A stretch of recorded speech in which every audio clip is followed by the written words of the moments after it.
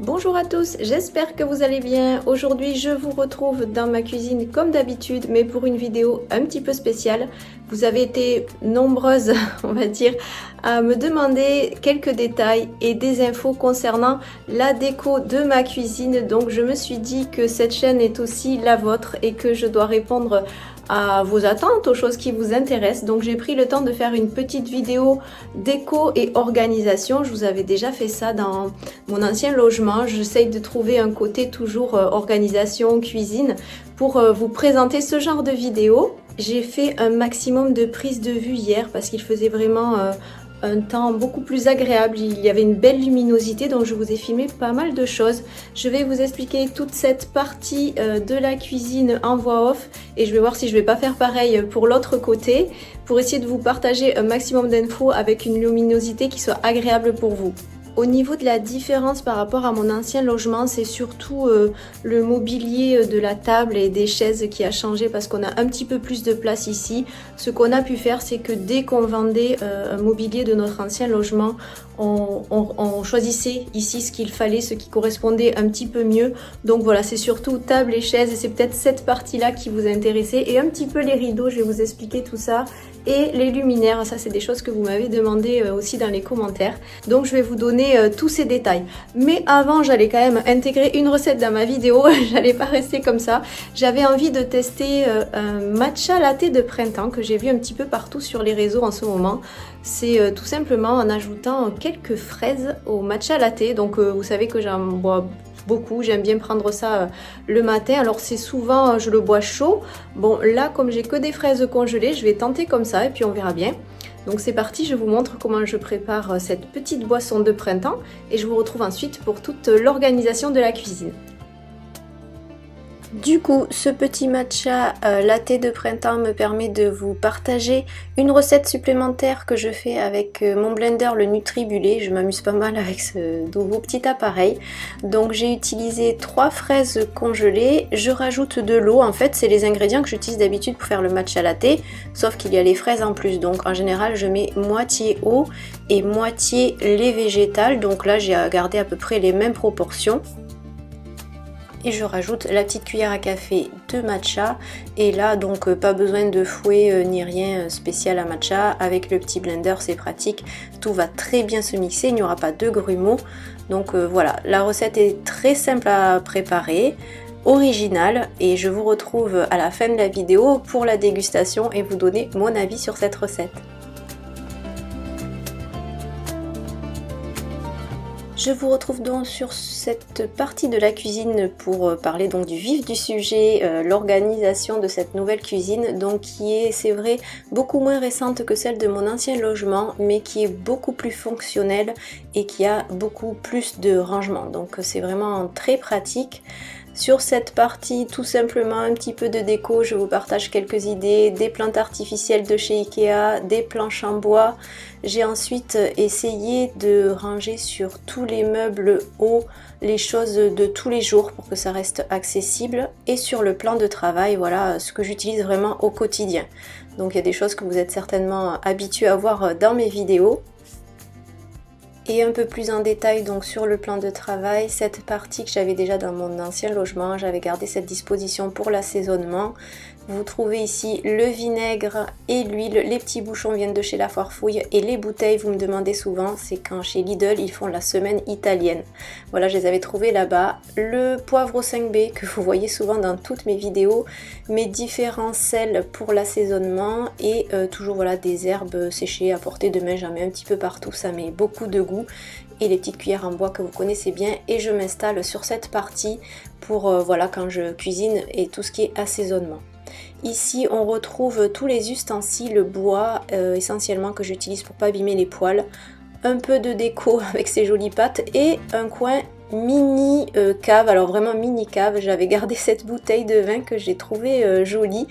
Je sais pas trop quoi faire encore avec. Peut-être je mettrai une bougie haute juste en haut ou alors une guirlande lumineuse, je sais pas encore. Voilà, la seule petite bouteille de réserve pour le moment. Et ensuite en haut c'est de la poudre de cacahuète à terminer et de la camomille séchée du jardin. Voilà, je les laisse là comme ça, je vais les terminer rapidement.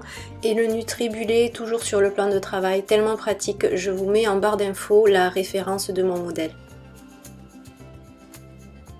Pour l'organisation des placards hauts, j'ai regroupé dans ces deux portes la vaisselle du quotidien pour tout retrouver facilement et avoir tout à portée de main. Dans celui de droite, j'ai mis tout ce qui est, toutes les assiettes, toute la vaisselle, les différentes tailles, j'ai tout regroupé ici. Ce petit plat, très pratique, je le garde toujours à portée de main, j'avais trouvé ça chez La Foire Fouille, à La Foire Fouille. Ça me sert de petite poubelle de table quand je prépare à manger. Je préfère l'avoir tout le temps sur le plan de travail, je trouve ça très pratique, il est très facile à nettoyer, voilà, pour pas avoir à aller à la poubelle qui est de l'autre côté. Voilà, je trouve ça très pratique niveau organisation, ça motive quand on doit préparer à manger. C'est plus facile que tout soit bien nickel sur le plan de travail. Donc voilà pour toute la vaisselle qui est rangée dans ce placard, la vaisselle de tous les jours. Mon service vient de chez Ikea, vous l'avez certainement reconnu, on le voit un petit peu partout, c'est leur premier prix qu'ils vendent en lot. Il est très pratique, très bonne qualité. Moi je l'ai choisi en beige parce que je trouve que c'est beaucoup mieux le rendu des recettes pour que vous puissiez un peu plus l'apprécier en vidéo et en photo. Voilà, et ensuite dans l'autre placard, côté gauche, alors là c'est tout simple, c'est vraiment les verres et les tasses pour tous les jours, rien d'exceptionnel. J'ai découvert après plusieurs semaines dans le logement que ce placard existait en fait. Vous voyez la porte comme elle n'a pas de poignée, j'avais pas fait attention, mais bon voilà, maintenant je m'en sers pour stocker mes plats, toujours pareil, des tailles identiques pour ranger plus facilement les choses. Et ensuite les autres placards, je vous montre rapidement. J'ai regroupé ici toutes les boîtes pour les restes ou les meal prep, voilà, tout est ensemble. Et le dernier placard où je vais moins souvent, voilà, c'est juste les verres pour les grandes occasions. Juste à côté, vous avez ici les casseroles que j'utilise souvent pour les vidéos. Voilà, c'est pas vraiment celles que j'utilise au quotidien, mais comme elles sont plus jolies, je les garde lorsque je vous fais les vidéos avec les petits couvercles, avec les petits manches en bois. Voilà, elles sont très bien. Elles viennent de chez Lidl. Vous me demandez souvent, ils les font à peu près une fois par an. Elles sont pas si mal. Voilà, très légères, mais elles sont bien. La petite bougie vient de chez But et puis les petites tasses de chez Ikea qu'on voit un petit peu partout. Ensuite, juste en dessous, le coin pour pouvoir se faire du thé facilement tout au long de la journée. Et pour la déco, la petite plante artificielle de chez Ikea et les caisses en bois de chez Muy Mucho. La petite planche à découper de chez Lidl quand ils font les semaines cuisine et la grande planche en bois qui m'a été gentiment laissée par mes propriétaires. Voilà, une vraie planche ancienne avec beaucoup de style et je trouve que c'est sympa de les avoir mis les deux à côté. Pour la partie basse, tout simplement la machine à laver pour commencer. Ensuite, sous l'évier, c'est juste les produits d'entretien. Un lave-vaisselle, cette fois-ci, j'avais suffisamment de place pour en mettre un. Et tous les tiroirs, je vais vous donner le détail de tout ce que j'ai mis à l'intérieur. On commence par la partie juste en dessous du point de cuisson, donc mon petit bazar organisé, je prends les rangements de chez Ikea en bois, je trouve que c'est pas mal. C'est sûr qu'on perd un peu de place, mais au moins chaque chose est à sa place, c'est plus facile pour tout retrouver, voilà ce que j'utilise au quotidien. Ensuite, pour le tiroir du dessous, c'est toute la partie de matériel de cuisine, je vous êtes habitué, vous le connaissez bien, vous le voyez dans toutes les vidéos, tout est là, voilà, on n'est que deux, donc j'ai tout ce qu'il faut, c'est suffisant. Et ensuite, la partie du bas, on va dire c'est un peu plus quand je me mets à faire de la cuisine un peu plus au sérieux, les saladiers, la passoire, la balance, les pichets pour mesurer, les différentes farines, chocolat blanc, chocolat noir, voilà, vraiment là c'est quand on passe au niveau au-dessus, j'ai tout regroupé et pareil des saladiers qui s'empilent tous la même taille et la même couleur, surtout la même matière. Deuxième bloc, ici le tiroir à épices comme dans mon ancien logement, je vous l'avais dit, je fais tout pour les avoir toujours à portée de main, indispensable pour bien assaisonner ces plats, relever les légumes, voilà, il y en a pour tous les goûts mais au moins voilà ça permet de manger équilibré plus facilement. En dessous un tiroir, les ustensiles que j'utilise moins souvent, tous les papiers de cuisson mais voilà ça reste quand même à portée de main, c'est pratique. Le tiroir du dessous, ça va être les torchons et les sacs congélation, voilà, accessible aussi. Et enfin, la partie voilà, que j'utilise moins souvent, tout ce qui est les petits moules individuels, les moules en silicone, voilà, c'est un peu plus bas parce que voilà, je m'en sers beaucoup moins. Et dernier tiroir, c'est juste les médicaments et les modes d'emploi du petit électroménager. Et pour le dernier bloc, c'est vrai, tout à l'heure je vous ai pas montré cette partie voilà qui est en haut, c'est juste du rangement avec le petit appareil pour râper carottes, betteraves, voilà, il est quand même assez accessible. Juste en dessous, le micro-ondes que j'ai trouvé chez Lidl, je trouvais tellement sympa, il allait parfaitement avec la cuisine avec la poignée en bois, le four qui est à hauteur, ça c'est pratique, c'est vraiment très agréable quand on cuisine. Le tiroir juste en dessous, j'ai mis tout ce qui est les sets de table, voilà, ça reste accessible, c'est pratique pour pouvoir les mettre tous les jours sur la table rapidement. Et on va pouvoir passer aux choses sérieuses, les deux gros tiroirs juste en dessous. Donc le premier, on va dire tout ce qui est la partie salée, tout ce qui est les produits secs. Donc pareil, comme dans mon ancien logement, j'ai organisé, vous voyez, les protéines au fond, tout ce qui est les légumes en conserve ou en bocaux. Ici, tous les féculents, comme ça, d'un seul coup d'œil, je vois rapidement mes différents groupes alimentaires, les féculents, les légumes, et de l'autre côté, tout ce qui peut servir de protéines, voilà, mais qui est en produits secs et qu'on peut stocker facilement. Un petit peu de pain aussi de temps en temps au passage. Voilà pour le tiroir du haut. Et le tiroir du bas, c'est plutôt tout ce qui est sucré, petit déjeuner, les tisanes, le chocolat, compote, les purées d'oléagineux. Je stocke un petit peu les œufs aussi, voilà. Donc c'est plutôt une partie, voilà, petit-déj et sucré. Et on va pouvoir passer aux astuces déco. Donc pour les poignets, je les ai juste enroulés ou recouverts, je sais pas comment vous dire, de ficelle. C'était des poignées toutes simples en métal et je voulais garder ce côté naturel le plus possible et créer une harmonie dans toute la cuisine. Donc je me suis amusée à les saucissonner comme ça. Ça rappelle aussi la toile de jute qui est au sol devant la partie de cuisson.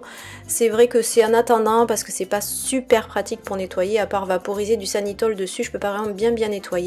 Donc ou il faut que je les recouvre de résine ou alors que je trouve des poignées en bois un petit peu comme le micro-ondes. En fait ça serait l'idéal pour harmoniser toute la cuisine dans le même style. Et donc de l'autre côté, c'est là où il va y avoir le plus de déco, on va dire. Bon, ça reste assez sommaire, c'est juste une table, des chaises et un luminaire, on va dire.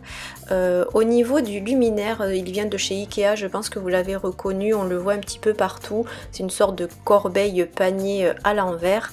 Donc c'est un de leurs premiers prix, je crois, au niveau de tout ce qui est déco dans ce style-là, un petit peu exotique, Bali, je sais pas trop dans quoi on peut le classer. J'ai acheté les ampoules chez Action, c'est vraiment pas cher chez eux, c'est vraiment, voilà, elles sont moitié prix. Au niveau du système électrique, vous voyez, c'est un système que j'ai pris j'ai commandé sur Amazon, sur le site Amazon en fait. Chez Ikea, ils vous proposent un système électrique mais qui je trouve ne va pas du tout avec le style de la suspension, c'est en plastique blanc ou noir, alors que là voilà, j'ai trouvé ce kit donc sur Amazon. Alors il faut le monter soi-même, je l'ai fait toute seule, je suis assez fière, j'ai réussi à le faire. Donc la rosace est en bois et le câble est en recouvert d'une toile de jute et je trouve que ça se mariait très bien avec cette suspension. Pour la table, je l'ai trouvée sur le site Bobo Chic. Alors je l'ai acheté sur ce site parce que je regardais un petit peu partout les différents modèles et au niveau du prix, elle était même un petit peu moins chère que les grandes tables qu'on peut avoir chez Ikea. Donc c'est pour ça que j'ai pris, pas tout chez Ikea, mais voilà, sur le site Bobo Chic. Et j'aimais beaucoup ce plateau en chevron voilà, qui est, je trouve, un très beau style, c'est très chaleureux, ça fait rustique et puis à la fois ce côté qui tranche avec des pieds assez simples et modernes, et je voulais une grande table pour pouvoir que ça soit facile, pour pouvoir recevoir du monde et aussi pour pouvoir de temps en temps travailler tranquillement dessus la journée et profiter de la luminosité de cette pièce. Pour les chaises, je les ai trouvées chez But, alors j'ai attendu qu'elles soient en promo, même si c'était pas un des modèles les plus chers, j'ai pu avoir une chaise offerte et j'en suis très contente, elles sont super confortables. En fait, le fait qu'il y ait un canage sur l'assise et le dossier, franchement, même pour des chaises de salle à manger ou voilà, des chaises de cuisine au quotidien, elles sont très agréables. Je suis très contente d'avoir trouvé celle-ci et qui se marie très bien en plus, je trouve, avec la table. Ensuite, pour les rideaux, ils viennent de chez Ikea. Je vous montre un petit peu l'aspect laine naturel d'un petit peu plus près. l'arrière du rideau, alors c'est pas vraiment doublé, c'est le tissu qui est comme ça en fait, qui est occultant et anti-chaleur. Alors occultant ça fonctionne très bien, oui, puisqu'on n'a pas de volet à cette fenêtre et voilà, je peux vous confirmer que ça fonctionne. Anti-chaleur, je sais pas, je n'ai pas encore passé l'été dans ce logement. Les tringles viennent de chez Castorama, c'est des kits où vous avez tout ce qu'il faut pour les installer. Les voilages aussi de chez Ikea.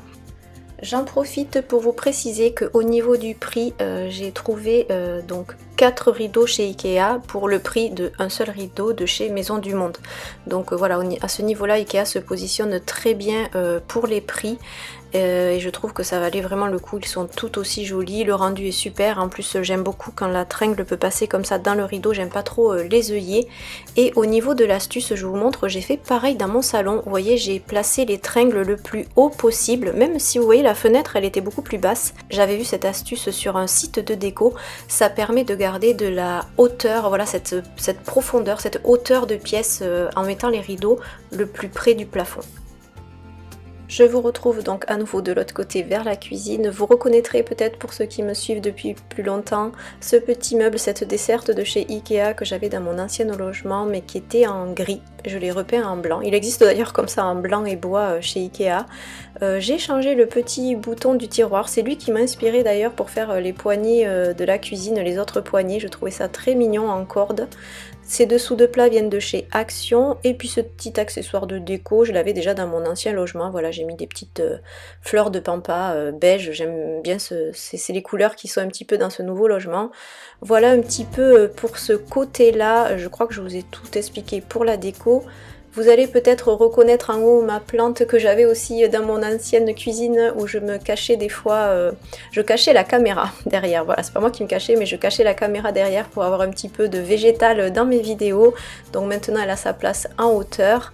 Et toujours les plantes déco artificielles de chez Ikea qui font leur effet, elles sont vraiment pratiques.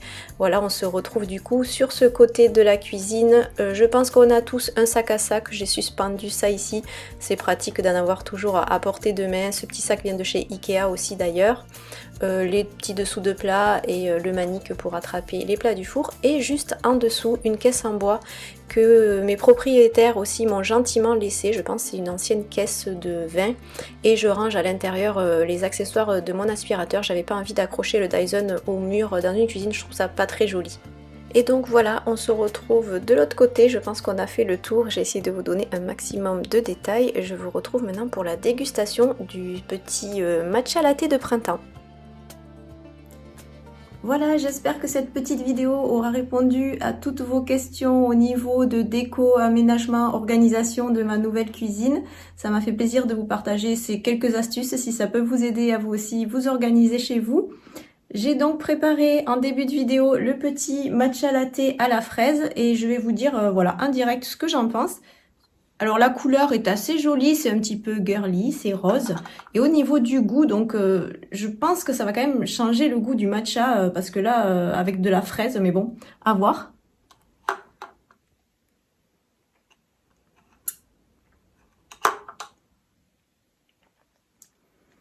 On sent vraiment le goût de la fraise, plus que le matcha.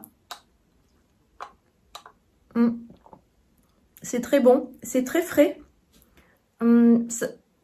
Vraiment, ça prend le goût de la fraise, le matcha disparaît totalement, donc pourquoi pas prendre ça, mais je dirais comme une boisson plus santé et healthy de saison, parce que voilà, le matcha, vous le savez, c'est une boisson qui a plein de vertus, c'est du thé vert de très bonne qualité, moi j'apprécie énormément en consommer, c'est ce qui me convient le mieux, voilà, le café ça ne passe pas du tout, alors que ça, voilà, ça me donne un effet apaisant et en même temps ça permet, ça facilite vraiment la concentration. Je trouve que c'est vraiment très efficace le matcha à ce niveau-là.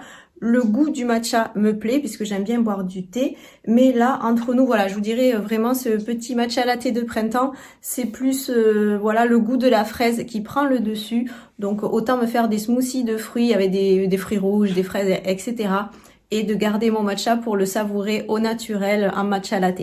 Donc voilà, c'est la fin de cette vidéo, j'espère qu'elle vous aura plu, je vous dis à très bientôt. En attendant, prenez soin de vous, organisez-vous, faites-vous de bons petits plats équilibrés. Je vous dis à très bientôt, bye.